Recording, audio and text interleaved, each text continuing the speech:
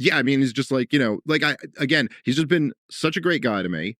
And at every little angle, like everything, you open for him, he takes care of you better than anybody else does. You'd work his club pays better than anybody else does. Like just everything is always like he's always great to the people who are around him. In this video, Dave Smith is interviewed by Lex Fridman. Dave Smith sings Joe Rogan's praises and expresses his gratitude that he's given him a platform. With that, let's watch Dave Smith and Lex Fridman discuss Joe Rogan's influence. So you've had a lot of intense conversations on Jerry. What do you appreciate most about Joe as a human being, as a conversation partner? I can't overstate how much I love Joe and how much I admire him. Not as much as Ron Paul. Just let's be clear. There's like a hierarchy here. Is Ron? He's close, wow. Man. Holy shit. They're both like there's like very few. That means a lot coming from you. There's Ron Paul and Joe Rogan those are like my generals. Yeah. And I'm a soldier. And those are my guys. Like if Joe Rogan pointed to some guy and said, you gotta go fight that guy right now, I'd be like, all right, I gotta go fight that guy. Or what, Ron Paul too. I just think it's both very personally for me, like Ron Paul like introduced me to like a set of ideas that like changed my life, and I'm just enormously grateful for that.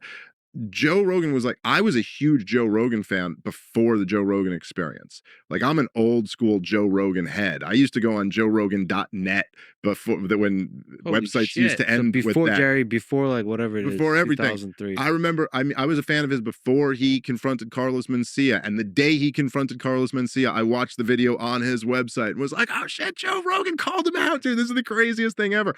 And then when I was a fan that like when he started the podcast, I remember going, this is going to be big because he's going to be so good at this because he's got so much interesting shit to say. And I didn't realize it was going to be quite what it became, but I did think like, oh, this is going to be an awesome thing. And then, so there's like that. So like, I always really admired him and I was always a huge fan of his.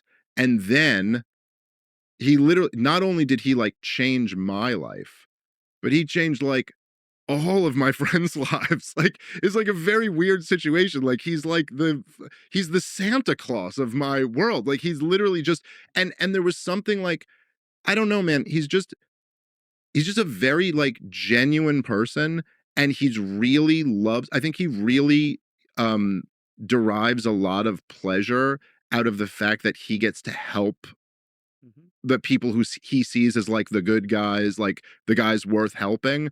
I don't think Joe Rogan's influence on the world, politics, individual people, a lot of successful people that got their start because they were given a platform on Joe Rogan and people liked what they had to say and wanted to hear more from them. It would be crazy to go and look at all the careers that Joe Rogan's been a launch pad for. Don't get me wrong, there were a lot of contributors that contributed to podcasting being what it is today. But I mean, everyone always jokes that everyone's got a podcast these days, but whether that's a good or a bad thing, Joe Rogan's contribution to that shift from like basic radio with 1,000 commercials to podcasts is a major technological / channel of communication change in my lifetime. I mean, him and again, some of his predecessors in the podcast world, Adam Carolla, Tom Green, they not only shifted people away from terrestrial radio, but he shifted people away from TV. I want to talk a lot more about this and about why I think that is, but let's get back to the video. And I just think that's like such an unbelievable thing. The first time Rogan had me on his podcast was, I believe, in 2016.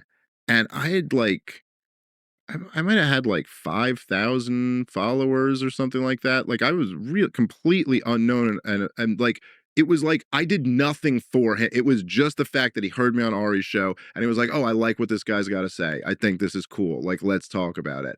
And yeah, I mean, he's just like, he's just been such a great guy to me. And at every little angle, like everything, you open for him, he takes care of you better than anybody else does. You'd work his club pays better than anybody else does. He like just everything is always like, he's always great to the people who are around him. And, again, like it's just hard to again, I have a wife, I have 2 little kids. Like, he's put me in a situation where I can, like, provide a great life for them. And, like, don't get me wrong, I mean, like, I did something with the opportunity. It's not like he just gave me, like, it's like he gave me the opportunity and I did something with it. But still, I mean, he didn't have to give me that opportunity. And I will go to my grave being enormously grateful for his friendship and his, the platform that he's given me. And also just, he is like, and I try not to abuse this, but there's been like a few points like over the years where I was like, I really need advice on this. And I've gone to him and he's been like the absolute best at literally every single time. I've followed it a few times. A few times I didn't follow his advice and I really regret not following his advice, but he was the absolute best like guy to be like, all right, let's talk about this.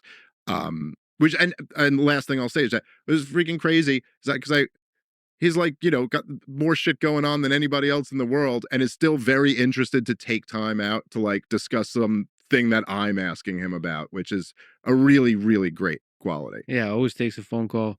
Yeah, you're right about the advice. His advice is spot on, and it's often the ones for me personally. What's needed is like he's been through so many fires. Yeah. That he's really good at like making you feel like don't fucking worry about it. Just like move on. It's the don't read the comments thing, but generally. Yeah.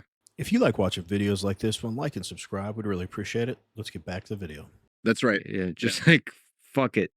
And he has that whole vibe, which kind of looks effortless, but I think when you look at it seriously, especially in contrast with journalists, there's a fearlessness there. 100%. Like that not giving a fuck. I mean, he says it's like fuck because of fuck you money or any of that. I don't think so. I think it's more than that. I mean, I'm sure that's a component of it, but there's people who have that who still don't have this fearlessness. Most people who have money, a lot of money, are actually become more scared. Yeah, because they like the comfort of just like normal life. Because when you're taking risks, you're gonna pay for it even if you have money, not just financially. Just like it's gonna hurt. It's gonna disturb your life. It's gonna create turbulence. Yeah, the guy is fearless and follows just his genuine curiosity. It's like an inspiration to me, friendships aside, just inspiration of how great of a conversationalist he is. And there are so many reasons that I think Joe Rogan is special and why so many people listen to him. I think he's genuinely inquisitive. He's a guy's guy, but underneath it all, he's kind. He's willing to talk to anyone and have anyone on his show just that he finds interesting. He doesn't feel beholden to, well, this person's popular, I better have them on, or I'm only going to have people on my show that agree with me. But more important than having all those people on his show, he actually listens. That is such a lost quality in so many people these days. He talked about his comedy club and how he pays better there. His story there is just awesome that as busy as Joe is, both of them say, hey, we're friends with him, and you never want to bother someone like that. But if I really need some advice on something, he's willing to give it, and he gives great advice. I've heard multiple stories, unsolicited from different sources of his generosity.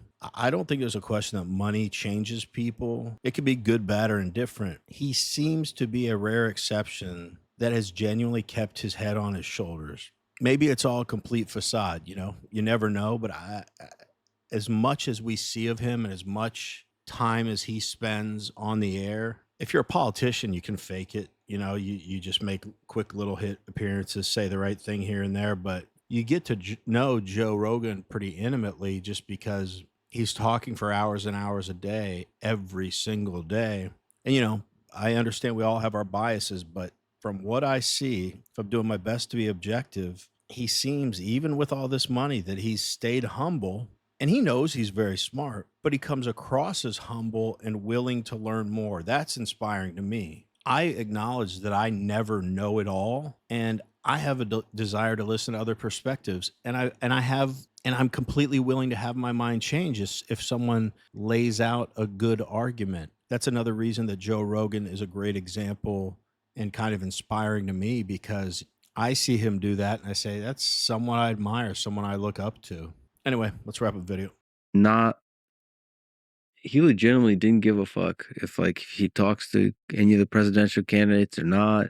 If he would just talk to friends, just Yeah. because he wants to. And there's no like clickbaitiness to it. There's no like giving a shit about views or Yeah, likes or and any of during that. I mean, during the COVID stuff, man, I mean, he was like interviewing Dr. McCullough and who's the other one? Malone, Dr. Malone, and had Bobby Kennedy, all these people. Like at this time when it was like so and he's had it with me before too, like talking about Ukraine and Israel, like at the times when it's really white hot, you know what I mean? And like there's this huge penalty on not going along with the regime's talking points.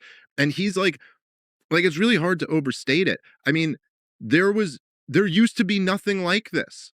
It used to be that if CNN and Fox News agreed, well then that was it. That was the line now. And now we got the biggest show in the country will actually allow the other perspective on and allow people to like challenge the regime. I think it's been historic. Not that Joe Rogan ever needed a boost in his popularity or anything, but I think to normal, objective thinking Americans, he really did gain even more prominence because he was the one place during the pandemic that the people that the establishment was trying to silence, he would have them on and let them make their case. And every time they did, they made really good arguments, and the media would freak out about it and try to paint Joe Rogan as some conspiracy theorist. But the size of his audience now, probably the best thing about him is that he's uncancelable. He gets to do that stuff that smaller voices would be suppressed by the powers that be, but you can't do it to Joe.